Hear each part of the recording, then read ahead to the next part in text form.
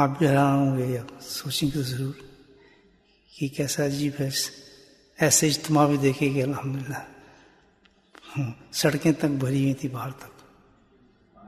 اور یہ کیسا اجتماع ہوا کہ نہ کوئی اشتہار ہے، نہ کسی کو دعوت دی ہے، نہ کسی کو بلایا ہے، اور نہ ہی کوئی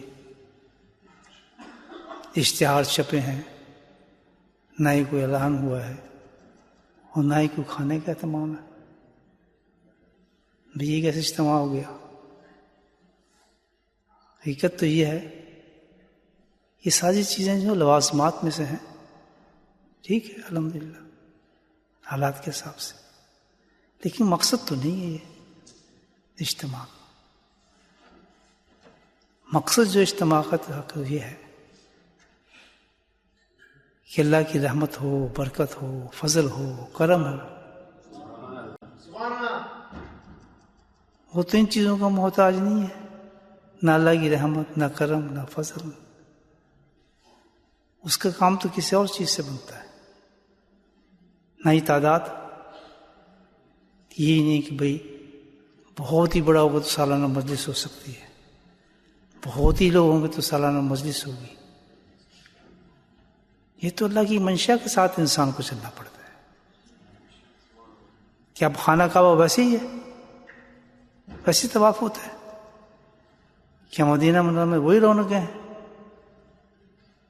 کیا اس وقت ریاض الجنت کے اندر ویسی رش ہے؟ کیا طواف کی طرف جگہ ہی نہیں ملتی؟ یہ سب کیا ہے؟ اس کو کہتے ہیں منشاء الہی. اس کے جواب میں ہمیں کیا کہنا چاہیے؟ راضی با رضا. اللہ ہم تجھ سے راضی ہیں. تو مسجد میں آنے کی اجازت دے گا تو ہم آ جائیں گے. اگر تو ایسی بات کر دے گا کہ مسجد میں تو تم نہیں آ سکتے تو وہی ثواب ہمیں تو گھر میں دے دے گا. اصل تو ثواب ہے. لیکن بہادر بنے آدمی، نہیں جی ہمیں تو مسجد میں جانا ہی ہے، ضرور جانا ہے. یہ دلیری اللہ کے سامنے تو نہیں چلتی، بلکہ عاجزی چلتی ہے. اور یہ کس نے کہا؟ آپ جو اللہ کے فیصلے ہیں اس سے زیادہ آپ کما لیں گے چیز؟ نہیں. اللہ نے ایک در بند کر دیا ہمارے لیے، انتخاب کر دیا، نہیں اب تم نہیں آ سکتے. تو ہمیں اڑنا چاہیے نہیں ہم تو مسجد میں جائیں گے، ہم تو وہیں ثواب کمائیں گے، ہم تو یہ کریں گے. اللہ کے لیے کون لڑ سکتا ہے؟ انسان کا کام ہے منشاء الہی میں جھک جائے کہ تیری حکمتوں سے تو ہم واقف نہیں، ہمیں تو تیری عبادت اور تیری رضا مقصود ہے. ہمیں مسجد سے کیا لینا، ہمیں خانہ کعبہ سے کیا لینا، ہمیں ان مقدس جگہوں سے کیا لینا. ہماری تو ہر چیز وہ خانہ کعبہ بن جائے گی جس سے تو راضی ہو جائے گا. حکم کیا ہے تیرا؟ اگر تو کہتا ہے جاؤ جنگلوں میں کھڑے ہو مجھے سجدہ کرو، ہم راضی ہیں. آپ نہیں دیکھتے کہ کوئی صفا اور مروہ پہ بھاگنا اس کو کوئی سینس بنتا ہے؟ عقل سے تعلیم کوئی دلیل بنتی ہے؟ پہاڑ کا حکم ہو گیا، دوڑو، دوڑ رہے ہیں. کپڑے اتارو، کپڑے اتار رہے ہیں. عرفات چلے جاؤ، عرفات آ رہے ہیں. مینا میں بیٹھ جاؤ، رات گزارو. کنکریاں مارو، شیطان کو مارو، شیطان کہاں ہے؟ یہ سب کیا ہے؟ یہ ہے مظہر ایک چیز کا ہے کہ اللہ جو تیرا حکم ہے وہی حکم ہے بس. ہم اپنی دلیل سے کیسے چل سکتے ہیں؟ جو ایسا دلیل بنتا ہے وہ سب سے بڑا بیوقوف ہے. دلیل نہیں، وہ بیوقوف ہے. ہمیں اللہ کی رضا میں راضی رہنا چاہیے. نیت کیا ہے ہماری اجتماع کرنے کی؟ بھی اجتماع ہوتا کیا ہے؟ لوگ آئیں گے جی، لوگ دیکھیں گے، بس یہ ہوگا، تعریفیں ہوں گی اور بڑا مجمع بنے گا، یہ تو بہت بڑا شیخ ہے، اور یہ تو بڑا پیر ہے. سبحان اللہ. سب کچھ کہاں گیا؟ مجمع بھی گیا، پیسے بھی گئے، دولت بھی گئی، آپ کی محنت بھی گئی، سب کس میں گئی؟ کھڈے کے اندر گیا. مزہ تو یہ ہے کہ آج بھی اسی سرخ ہو کے بیٹھے ہیں. سبحان اللہ. کہ آج بھی وہ جوش ہو، آج بھی وہ خوشی ہو، آج بھی وہی رنگ ہو. الحمدللہ آج بھی وہی کیفیت ہو. اللہ ہی مسجد میں بیٹھا ہوں، میری بالکل ویسی کیفیت ہے. تب سے میں نے سوچا کہ آج ہماری مجلس ہو رہی ہے، صبح سے کیفیت بنی ہے میری، بدل گئی بالکل. حالتیں تو ڈفرینٹ تھی. پھر ساری بیماری ختم ہو گئے, وہی حالت آ گئی میری. سبحان اللہ. میں نے کہا بول سکتا تھا, بہت مشکل تھا پہلے بولنا, کمزوری کا پھر. تو یہ کیا ہے, یہ نہیں دیکھا کہ اب یہ نہیں کر سکیں گے, یہ نہیں کر سکیں گے. نہیں, ہم نے ایک کام جو کرنا تھا اس میں بھی کرنا تھا, اس میں بھی کرنا تھا. اصل کام کیا تھا یاد رکھیں آپ. یہ مجمع اجتماع ہوتا کیا ہے, یہ کیوں کرتے ہیں ہم اجتماع؟ یہ ہمارے ہاں بھارا میں نے تو نقشبندی سلسلہ دیکھا ہے الحمدللہ. ہم خانقاہوں میں بیٹھا ہوں, بزرگوں دیکھا. حضرت فضل علی قریشی رحمۃ اللہ کے زمانے سے لے کے اب تک ان کی خانقاہ میں اجتماع ہوتا ہے ہر سال. ہمارے حضرت رحمۃ اللہ کی خانقاہ میں ہر سال اجتماع ہوتا ہے. یہ کیا چیز ہے؟ اللہ کی فضل سے انہی کی برکت ہے کہ ماشاءاللہ ہر سال جہاں بھی ہوتا ہے. یہ سال کیسے خالی جا سکتا تھا؟ کیونکہ منشا الہی یہی تھی کہ تم نے کرنا اس دفعہ ایسے ہے جیسے میں پسند کروں گا. بولے سبحان اللہ. نہ کھانا کھانا ہے, نہ شور مچانا ہے, نہ یہ کرنا ہے, نہیں کرنا, لیکن اجتماع تم نے ضرور کرنا ہے. آپ اجتماع کیوں کرتے ہیں؟ اصل دیکھیں آپ, جی ہم تو اللہ کا شکر کرنے کے لیے بیٹھے ہیں. اور شکر یہ کرتے ہیں کہ اتنے بڑے بزرگان دین جنہوں نے اپنی زندگی لگا کے ہماری صفائیاں کی ہیں, جن بزرگوں نے دین پہ اتنے بڑے کام کیے ہیں تزکیے کے اوپر, کہ اپنی زندگی لگا دی خانقاہوں کے اندر مریدوں کے لیے, صفائی کی طلب کرنے کے لیے.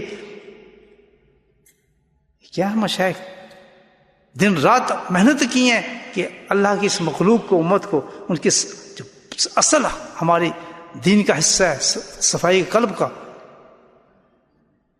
مشائخ کی زندگی تو ایسی ہوتی ہے نا, نہ دن دیکھتے ہیں نہ رات دیکھتے ہیں, خانقاہوں میں زندگی گزارتے ہیں اور لوگوں کے دلوں کو صفائی جلا بخشتے ہیں. تو اللہ تعالیٰ جن مشائخ سے ہمیں یہ فیض پہنچا کہ کہاں یہ ملک ہو, کہاں ہماری صفائی ہو, کہاں یہ امامیں ہو, کہاں یہ داڑھی ہو, کہاں یہ نمازیں. ہم کس قابل تھے کہ ہمارا دل کبھی سوچ بھی سکتا تھا کہ جو صفائی ہمارے دل میں ڈال دی کہاں سے آئی؟ یہ کون تھا مرکز اس کا جو ہے بولٹر میں یہ رونقیں لگ گئیں, پوری دنیا میں رونقیں پھیل گئیں؟ یہ مرکز تو گدائی سے چلا تھا. سبحان اللہ. گدائی بولے تجھے کہاں سے ملا؟ یہ مجھے جو ملا مجھے مسکین پورے سے ملا. وہ مسکین پورے والے تجھے کہاں سے ملا؟ یہ مجھے ملا یہ موسیٰ زئی سے ملا. اور موسیٰ زئی تجھے کہاں سے ملا؟ یہ مجھے ملا یہ تو افغانستان سے ملا, کندھار سے ملا. وہ کندھار بولے تجھے کہاں سے ملا؟ یہ چلتا گیا سلسلہ آخر تجھے کہاں سے ملا؟ جیسے مجھے تو ابوبکر صدیق سے ملا. صدیق تم تو ہوتا ہے, تمہیں کہاں سے ملا؟ یہ مجھے سینہ مصطفیٰ سے ملا. تو کیا ہم اتنے ڈھیٹ بن جائیں, اتنی بھی ہمارے میں سمجھ عقل نہ ہو کہ دنیا کے کاموں کے اندر تو ہم کتنے خوشی کرتے ہیں, کوئی کام ہو یادگار بنا لیتے ہیں اس چیز کو. تو کیا میں اپنی زندگی جس نے جہنم سے نکال کے جنت میں بھیج دی, ان لوگوں کا شکر ادا نہ کریں بیٹھ کر؟